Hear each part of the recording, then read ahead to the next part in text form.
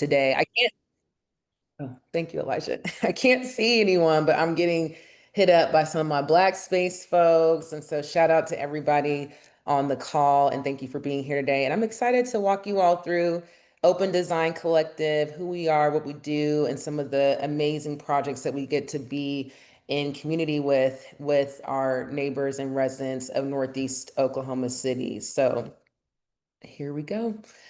So a little bit about me. I definitely come from what I would say an untraditional background into planning, but makes a lot of connections, especially as the more I grow into the profession and do this work and understand the connection between people and place. But my origin story, if you will, comes from years of working in the social services sector. A lot of my work was in working within communities that were working with folks and supporting folks who had undergone a lot of adversity throughout their lives, specifically working at an organization that was supporting women who were fleeing violent situations and were facing violence inside and sometimes outside of their home.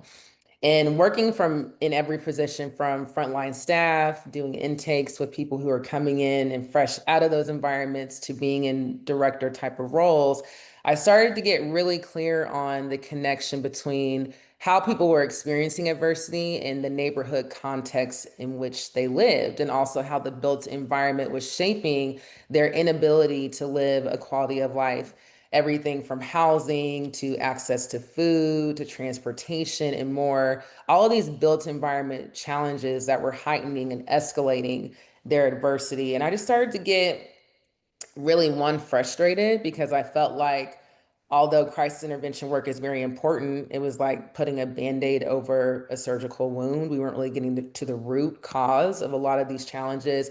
Then I also started getting really curious about who is making these decisions about how cities are planned. Why is this zip code struggling more than this one? Why are there resources in this part of the community but we see very little on this side of town? And so that curiosity really expanded into this exploration into who makes decisions about our cities. And then from there, discovering that, oh, there's a whole profession that does this. I had no idea what a city planner was.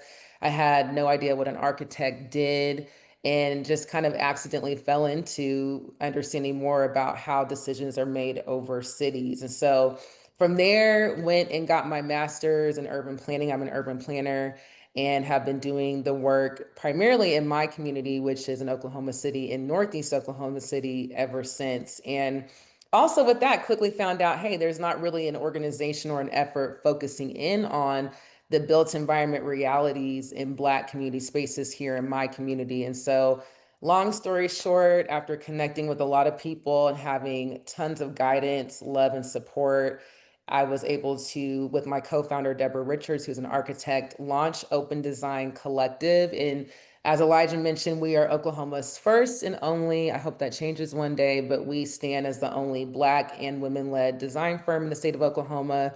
And our mission is to uplift the social and spatial opportunities and possibilities of Black communities and really reimagine how we use these tools of urban planning, design, architecture, historic preservation in ways that actually align with the realities of living in Black community contexts and actually help position these communities to thrive into the future. So a little bit about our process in doing this work. First and foremost, we do a lot of listening.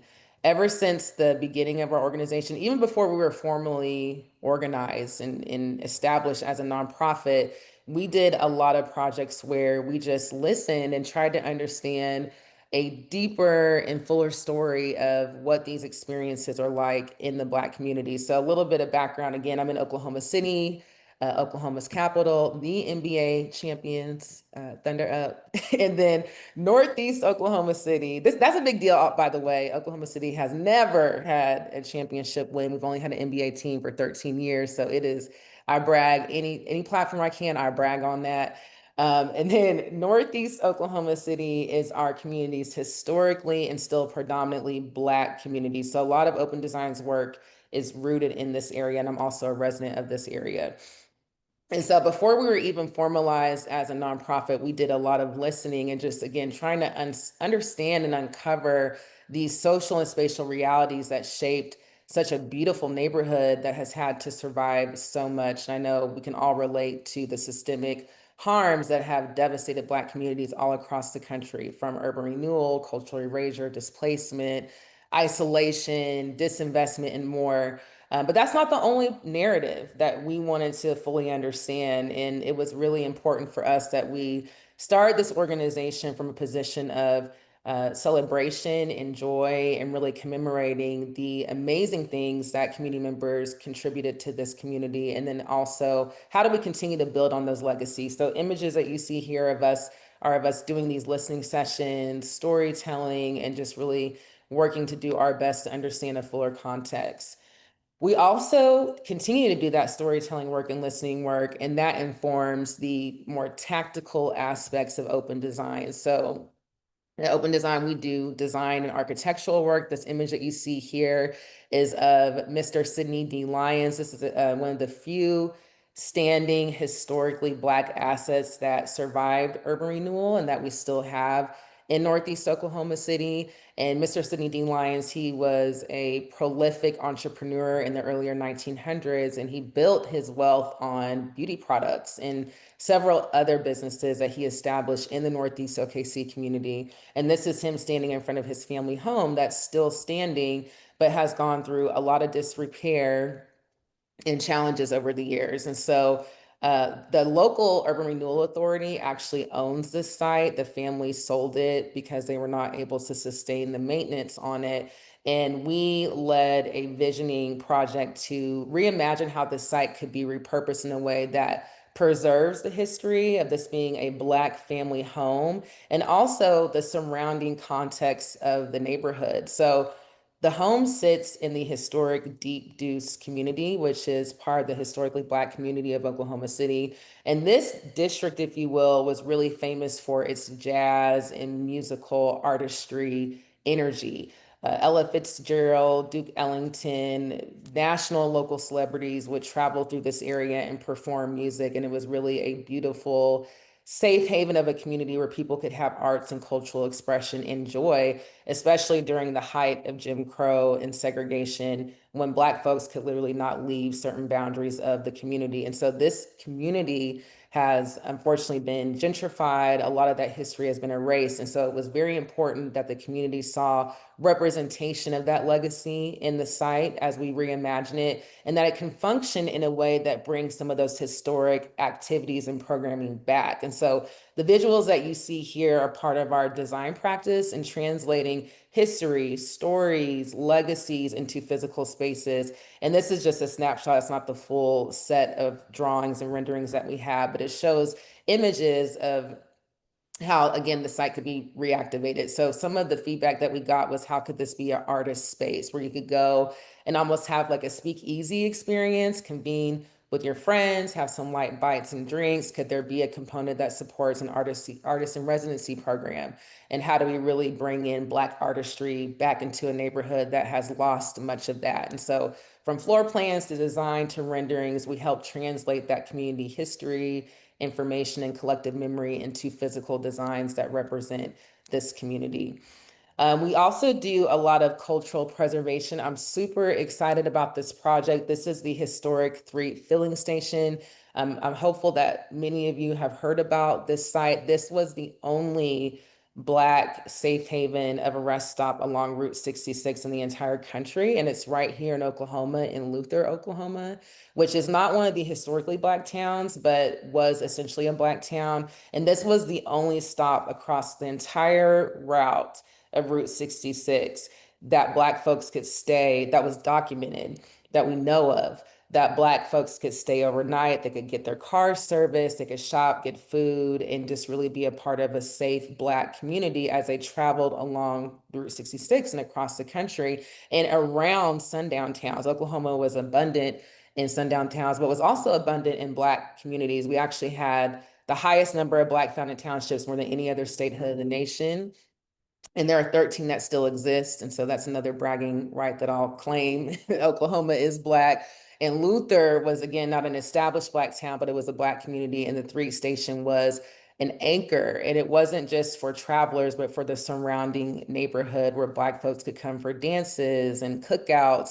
The Negro Baseball League, there was a baseball diamond on the site where the baseball league could play games. It was really just ahead of its time. And the family, thankfully, still owns this site and 40 acres of land that it sits on. And so we have been working with the family to adapt the station. This is it pictured here, into an interpretive center to help tell those stories of the family's legacy and the contributions they made to Oklahoma and Oklahoma's history. And our goal is to have it open in 2026, which is the Route 66 centennial. So to make sure that the station is open and a tourism destination as people travel, and we have this global visibility in Oklahoma with the centennial. And also, fun fact, Oklahoma has the longest stretch of Route 66 as a state in the country. There's no other state that has a longer stretch of Route 66 in Oklahoma. So it's a big deal for Oklahoma towns,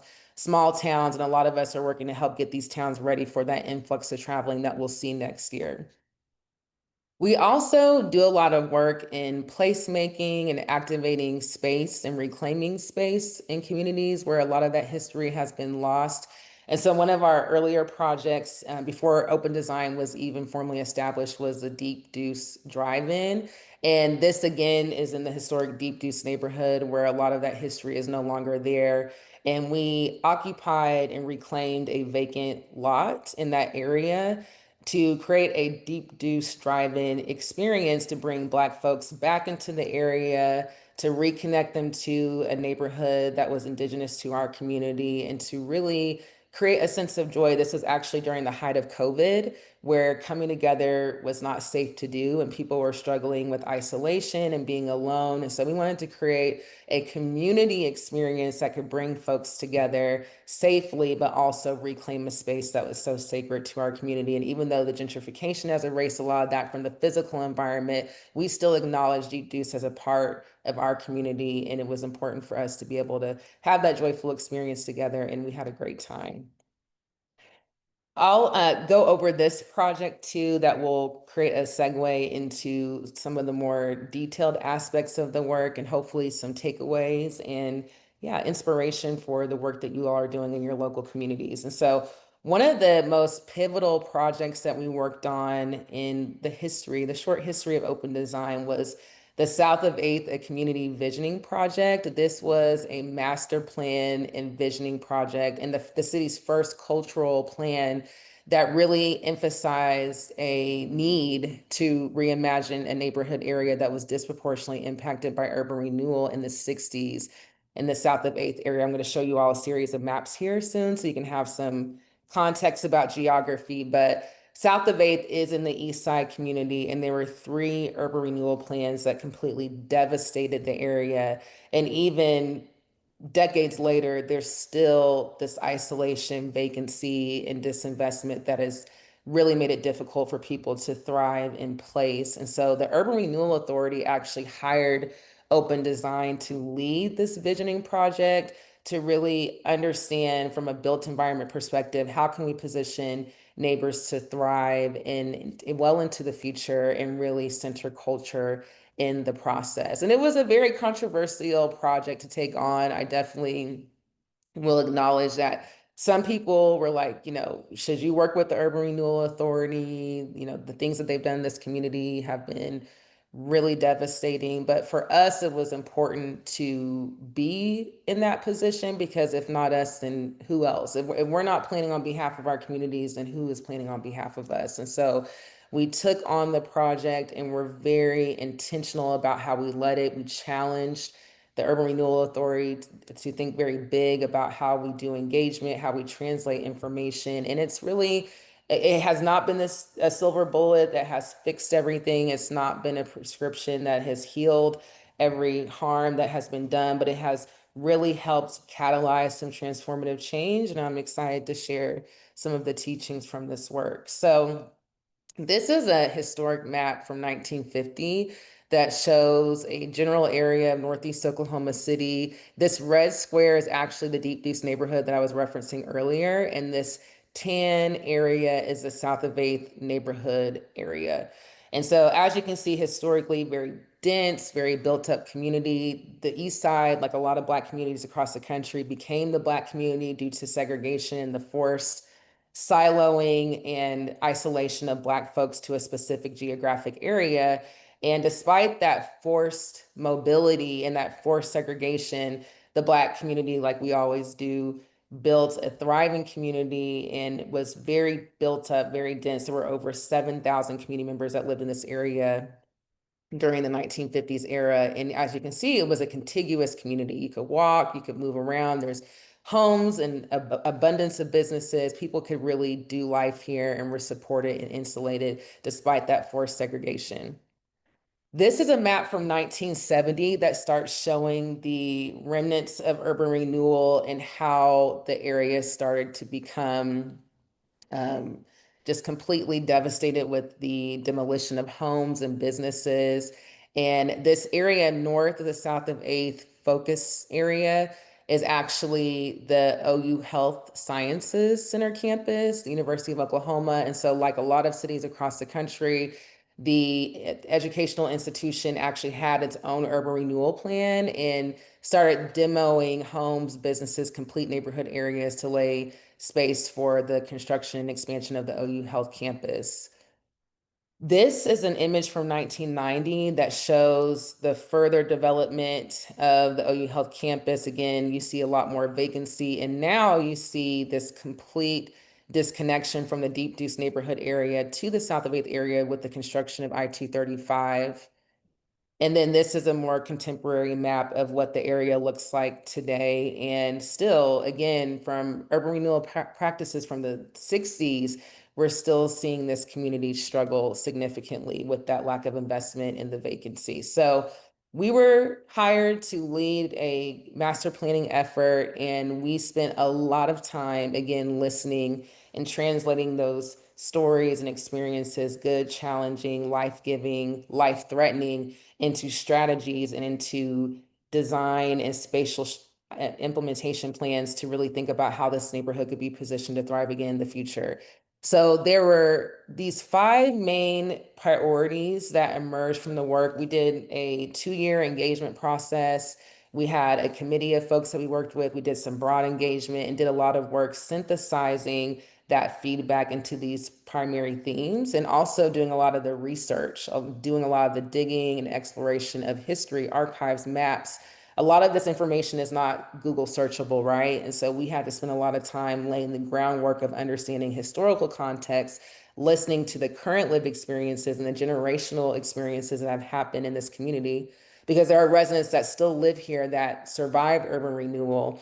And now, how do we think about translating this and casting a plan and strategy for the future? And these were the key themes that emerged from that work. Black culture, how do we restore representation and the functionality of Black culture in space? And knowing that we had these innovation and business corridors and these vibrant neighborhoods, how do we start bringing Black culture and the representation of those experiences back into the built form? How do we also address ownership, permanency, and agency, and not just from a residential perspective, but commercial development ownership? How do we make sure that Black folks can live here, own here, and do life in this community again?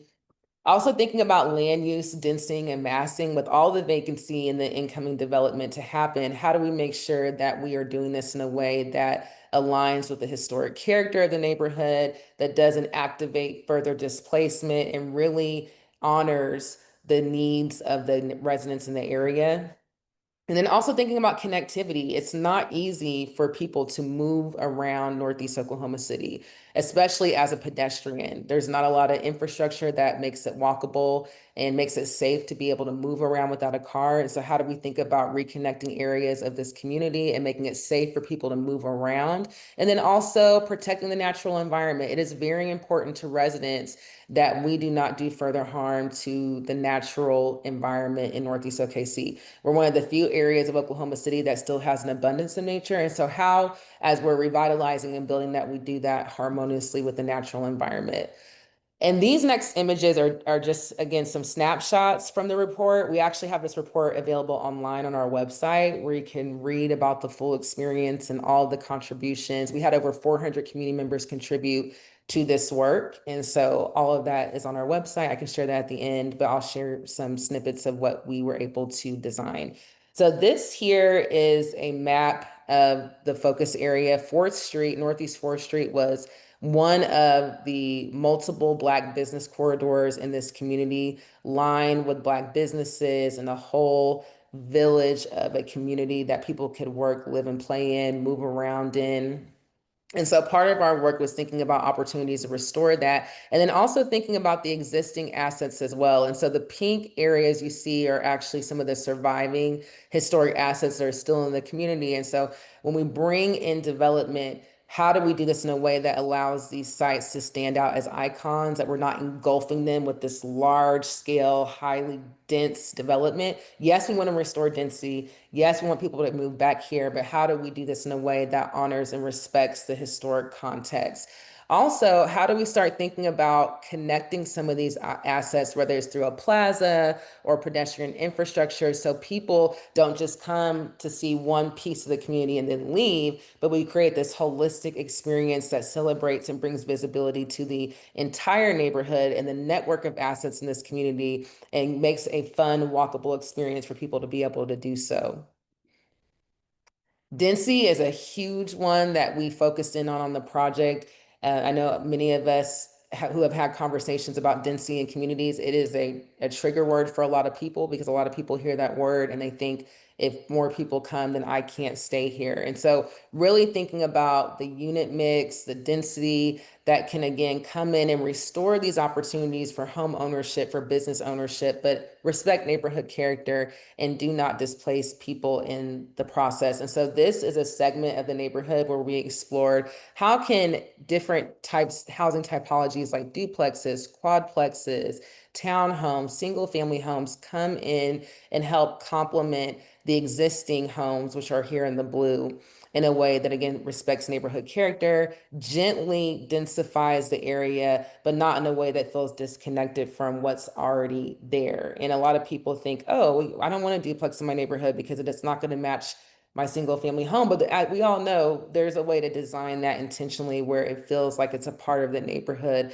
but also creates housing opportunity for people who can't afford a single family home, or maybe for different lifestyles where someone doesn't want to manage a single family home, and thinking through those different challenges.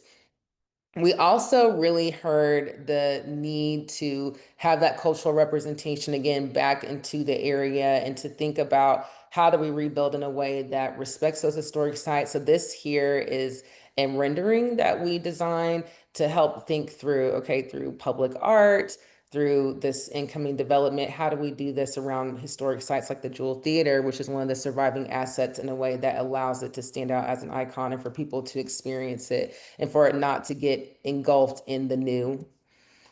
And then also thinking through connectivity. Again, it's not easy, nor is it safe right now in a lot of these areas to move around as a pedestrian. And so thinking about bicycle infrastructure, pedestrian infrastructure, crosswalks, how do we make it easier and safer for people to move around the community and to do that in a more easily flowing way? And so this is a map that represents different opportunities that we could look at for that. And then also a big question for us was, how do we reconnect Deep Deuce, again, that community that was severed by I-235? How do we think about reconnecting that area back to the broader east side and not allowing that highway to define the boundaries of Northeast Oklahoma City? And so part of what we heard and were able to translate was thinking through how could a trail, and this is conceptual, this rendering is conceptual, but we've really been analyzing and planning around how could we have a trail, a walkable, multimodal trail that could bring in trail site businesses and other amenities. How could a trail help reconnect Deep Deuce, address that highway disconnection, and also reconnect several of the historically Black neighborhoods that do not have the infrastructure to easily move around and to get their needs met? And so we have been able to do a lot of work in planning around this strategy, and I'm going to share some news here on this slide about that. So again, the South of 8th work was not the remedy that has fixed all of the challenges. But what I think was most powerful about this plan is that it created a defined vision for the neighborhood. A lot of folks who have come in, who have been external to the area, one of the biggest complaints I hear people talking about is, well, we don't know what the community wants. Everyone's saying different things. Well, we're supposed to say different things. We're not a monolith. We all have different experiences and needs and challenges and day-to-day lived experiences. But something that the plan was able to do was to bring consensus around key priorities that are now informing how do we go after resource cultivation? How do we establish public and private partnerships to execute some of these goals? How do we start thinking about design and planning and how that can be done with a more holistic neighborhood scale point of view versus looking at sites in isolation and just throwing whatever we want up and hoping that it will work? So that defined vision that is rooted in the community contributions has been a powerful tool, specifically for economic development opportunities for the community. So with this plan, Open Design has been able to go after additional funding opportunities. And to date, we've raised over 4.5 million just in the 2 years. September next month is actually the 2-year anniversary of South of 8th. And just in this 2-year time span, we've been able to raise over 4.5 million to help execute some of these projects, one of them being the historic Jewel Theater. So we actually got a big grant from the Mellon Foundation. So grateful for our partners there to activate the stabilization of that theater. And we've been able to be able to go after different funding opportunities to continue that restoration work. A lot of coalition building is now possible because people know each other. So you have these neighboring institutions like OU Health Sciences Center they weren't around during the urban renewal plan days, but they stand in an institution that benefited from that harm. And so to be able to have critical conversations with how can you all as an institution be better neighbors, reinvest in this community and support some of the goals that we're working on has been critical, as well as other neighboring institutions. We have an innovation district that's emerging in this area, and to be able to go to that new CEO and say, hey, there's a whole neighborhood here, there's a network of leaders, and we have a vision and a plan, how can you get behind it, has been just transformative for the area, because now we have something tangible and teachable to not say, hey, this is it, and once we check these boxes, we're done, but how can it guide the strategies and the next steps so we can continue to do the reparative work in this community that is owed to it. And then also policy change. This plan has helped influence and change land use policy. The city of Oklahoma City has used this plan to update its zoning code. So back to that density slide, how do we restore opportunities for different typologies of housing? Prior to just a few months ago, it was not legal to do ADUs, to develop ADUs in this neighborhood area, because we did not have the zoning regulations that allow for the development of accessory dwelling units for people to build these different housing opportunities on their properties. Now, and big thanks to advocates and stakeholders and decision makers who have been working on that for years, the South of 8th plan was able to come in and say, hey, yeah, and the community supports this. The community wants to see ADUs in place so people can age in place and take care of their elders. So people, as kids are transitioning out of the home, they can live on the property but have some separation from the parents. So people can rent out ADUs and have a different source of income. This is supported. And so again, the power in a plan and to be able to inform strategy and vision, and the fact that it was rooted in the community's voices, the challenging, the good, the historic, the present, has been extremely beneficial to our community. And we're excited to keep running with it and keep building from there. And I'll just give a little shout out to a newer project that we're working on. Feel free to scan the QR code if you'd like, but this is a new project. So we're expanding outside of Oklahoma City, and this is our first project, official project outside of the Northeast OKC community. And we are working with some of the historic Black towns and creating these cultural experiences to bring folks to them, to learn about them, to learn about the history, but to also explore economic development strategies with the communities and how can they leverage existing assets to be a part of these strategies. And so it's a fun experience, but there is also some very strategic outcomes that we're pushing through this work. But we're hosting a Black Town tour. We're calling it the Black Town Homecoming in April of next year. And we have a launch event for it in Tulsa next month. So those of you who aren't local and may not be around, you might miss that. But if you follow us on Instagram and check out our website, you can stay tuned and maybe you can come join us in April because we'd love to have national folks and local folks attend that. But we're really excited about this.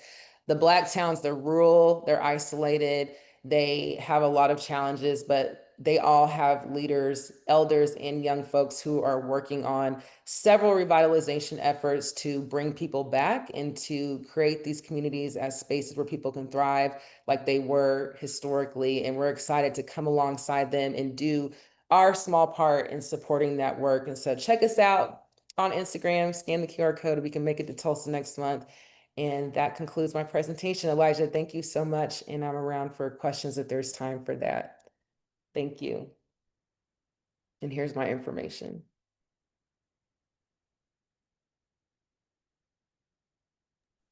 Vanessa, thank you so much for just a great presentation and great work. And thank you to all of the attendees for being here. I may ask you just one or two questions and then open it up for the audience. And please, again, type in your questions using the Q&A function in the webinar. What would you say, the biggest opportunity would be if you were to discuss, how to do this work and the resource needed to do this work. You all have done such a great job of trying to organize resources, do community planning. Many of us in many communities have different sort of localities with different sort of funders, different zoning places, different appetites for cultural heritage preservation and economic development. So, this is a community space where I'm asking you to brainstorm, like for localities, how can they be most supportive? And then I'll ask my next question. Yeah. So how can communities be more supportive of the work and resourcing the work? I know it's so interesting. So I'm full-time with Open Design as of February. This has been such a gift of a career opportunity to work so hard to build something up and to be able to step into your purpose and the work full-time has been such a gift. And something that I'm learning in this CEO role is like, okay, you're a practitioner, but now you're also a business thought leader now. It's not just about the practice of what you're doing, it's about the business and the structural needs of the organization, not just for right now, but how do you make sure you sustain well into the future? And because this work is so new to Oklahoma, and as you all, I'm sure, are aware or can imagine, we are in a very politically red, conservative landscape here. A lot of my work in transitioning from not just solely practitioner, but business leader strategy is spending a lot of time building relationships and helping folks have proximity to the work that I'm doing. I need you to come see the Jewel Theater. I need you to come walk around this neighborhood with me and listen to what happened here. Look around and observe and put yourself, you'll never be able to put yourself in the shoes of someone who had to survive this, of people who are living through this right now. But let me help you understand and hold your hand as I tell you what happened here. And now, how do we think big about how resources come in to support the work? And so I spend a lot of time relationship building, giving tours, giving presentations, telling stories. I mean, so much of that work is my priority now, and I'm realizing, okay, how can I continue to package this in a way? And I'm actually shout out to Black Space because I'm a member of Studio Kin, which is a business accelerator for mid high level experience urbanist ventures who are working on scaling their businesses. I've learned so much through that work and learning the art of packaging what you do in a way that helps people understand the need and the impact is something I've had to get really, really good at. Because I'm like, I live over here. I'm Black. I know the history. I care about this. But if you're not able to translate that in a way where multiple audiences can understand from their lens, from their point of view, and if you can't help them have proximity to what you're working on, it's difficult for people to be like, oh yeah, I'll give you $1 million to save a theater, or I'll give you like $500,000 to work on this environmental justice grant. So the storytelling, the time spent bringing people into the community, helping them understand what happened here, who lives here, the opportunity and the abilities that we can cultivate together if we partner and get creative about how we resource these projects.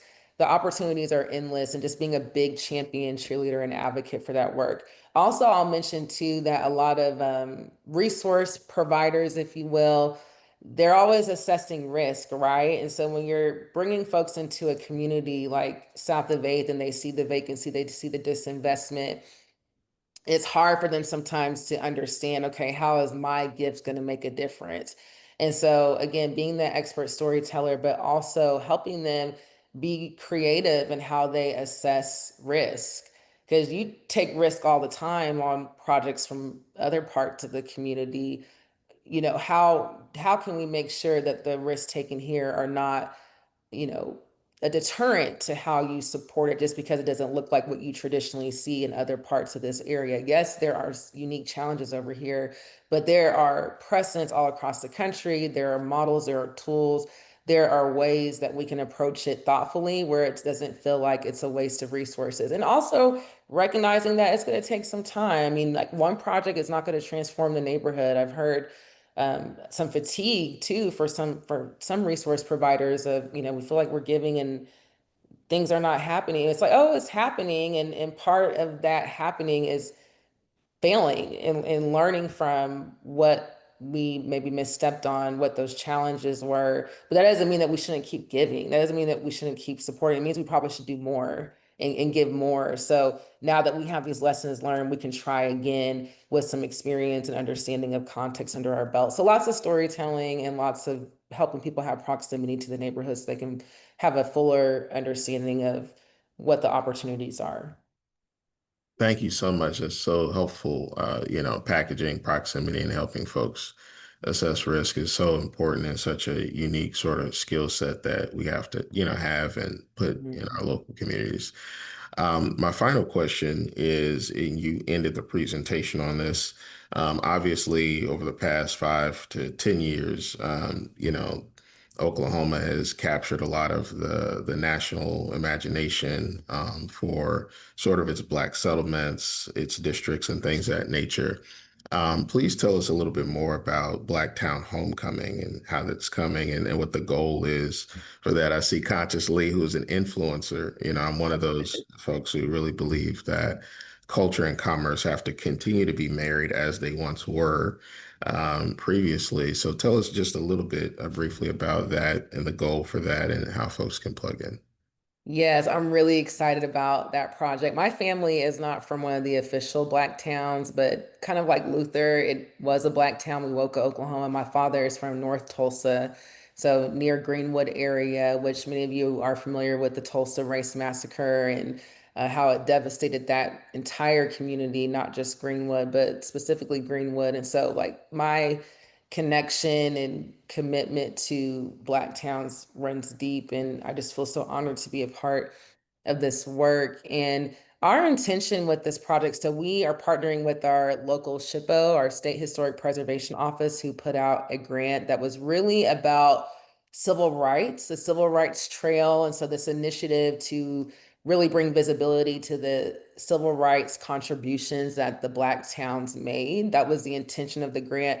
But something that we always try to do that might be a helpful tip for folks too is, how do we hit multiple goals through one grant opportunity? So yes, it's important to recognize how the Black towns were critical in laying the groundwork for civil rights, because the establishment of a lot of the Black towns was in the late 19th century and early 1900s. So it was before the official civil rights movement. But when we talk about refuge and space and people being able to move to Oklahoma or be in Oklahoma, a lot of us are here as descendants of enslaved people who were enslaved by tribal nations. And so many of us migrated through the Trail of Tears. If you're here generationally, Those were primary pathways of how Black folks got there. And then people moved here because of the opportunity to live in rural geographic areas where they could escape the racial trappings of urban living and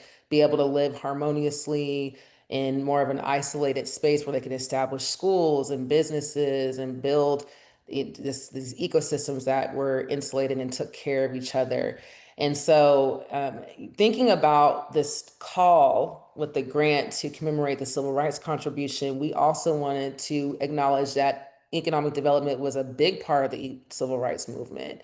And a lot of people, I think, don't acknowledge that aspect of the work. A lot of people think about the integration, the sit-ins, which was obviously very critical to that movement, but it was also about economics and making sure that Black folks were positioned to thrive and build wealth and to own and to be able to have permanency in their communities. And so thinking about that, we didn't want to just do a project that was storytelling about civil rights. We wanted to think about how can we use this project to support economic activity in these communities again.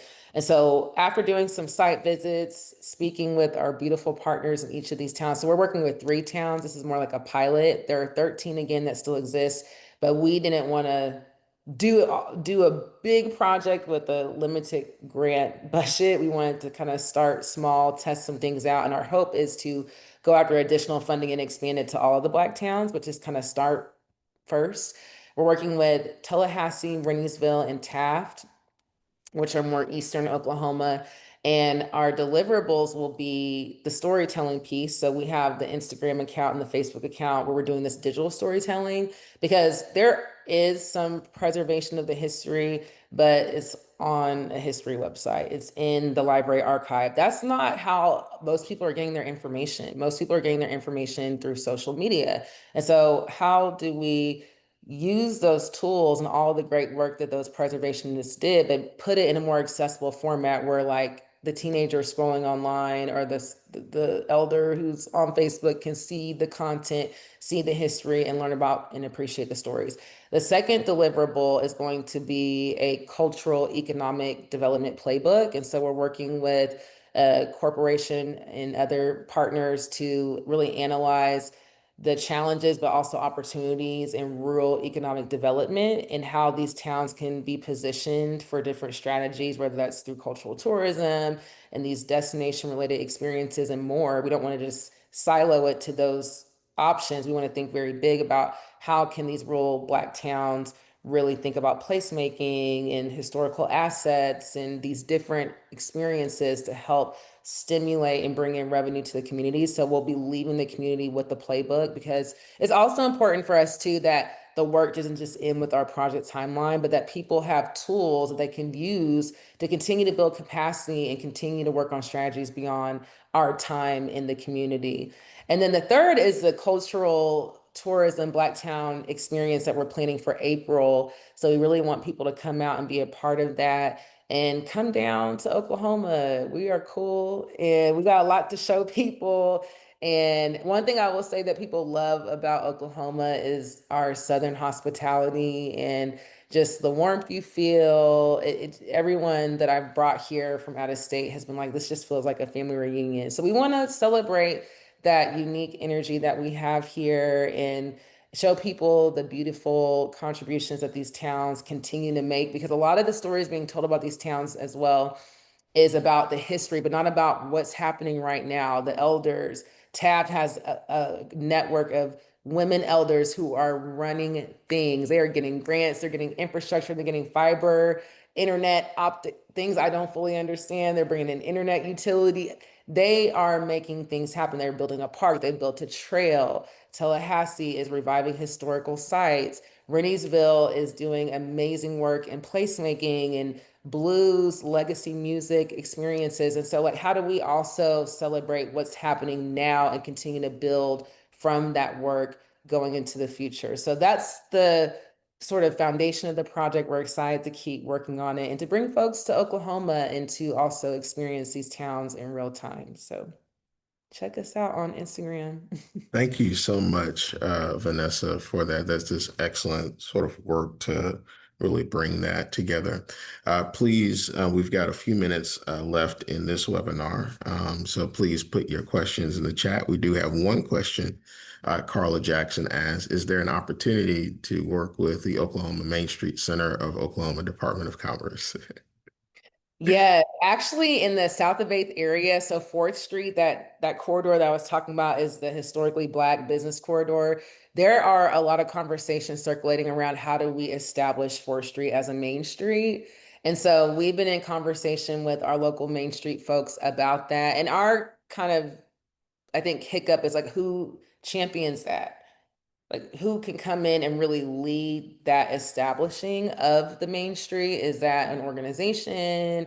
Is that an individual person that we identify? And so that's something that partners that are working in the community, we need to be strategic about and keep having conversations about. But we definitely see 4th Street being established as a main street and want to think about it as also an emerging district. We call the area south of 8th during the project because we need to brand the project and get people out and have a brand sort of identity with the work. But it's actually, people are still calling the area south of 8th. And so we're thinking, okay, could there be the formation of a district so we can start thinking about city and state level resources? Could we establish 4th Street as a main street and bring in other resources and really support the merchants who are in storefronts on 4th Street? So on 4th Street, there is a large mixed-use development that just completed that is on the north side of 4th Street. And the ground floor is filled with primarily Black women businesses. We want to make sure that they're supported. And so could there be a merchants association or some sort of group that makes sure that they have the resources they need to be there and be in place and to thrive as businesses. So yeah, the Main Street strategy is definitely something we're looking at and want to move forward on and are in conversations with folks about. Well, thank you so much. If you have any other questions, please put them in the chat. And also in the Hoover app, feel free to reach out to Vanessa as folks are registering. But I want to give a thank you to Vanessa for your work and leadership and coming and sharing with us today. Please join us in about 15 minutes to hear from Ted Debro. Make sure that it's added to your agenda. It is a different webinar link, so we look forward to seeing you there. And so we'll see you in 15 minutes. Y'all give a virtual hand clap for Vanessa and make sure you follow her on socials, connect with her, and build community. Thank you all so much, and we'll see you Thanks, in everyone. 15 Thanks, minutes. Elijah. Thank you. Thank you so much. Bye.